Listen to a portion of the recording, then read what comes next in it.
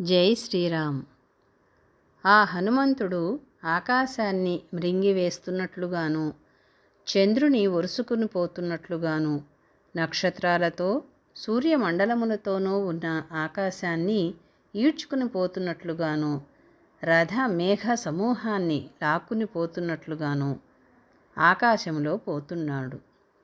ఆ మారుతాత్మజుడి కాంతి నుంచి మహామేఘాలు తెల్లగా, ఎర్రగా, నల్లగా, పసుపు పచ్చగా, ఆకుపచ్చగా, నలుపు, ఎరుపు కలిపిన రంగులలో కనిపించాయి.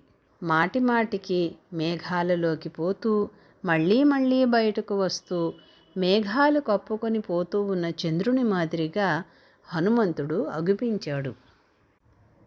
ఈ చంద్రుడనేది సుందరకాండలో చాలా ముఖ్యమైన సాంకేతికంగా వాల్మీకి మహర్షి వాడారు.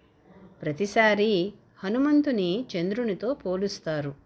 ఎందుకంటే చంద్రుడు ఆచార్య స్వరూపుడు అని చెప్పుకోవడం జరిగింది. సూర్యుడు వెలుగును ప్రతిబింబింపచేస్తాడు.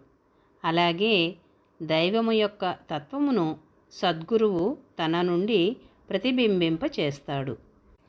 అలాగే దైవము యొక్క తత్వమును సద్గురువు తన నుండి ప్రతిబింబింపచేసి జీవులను ఉద్ధరిస్తాడు.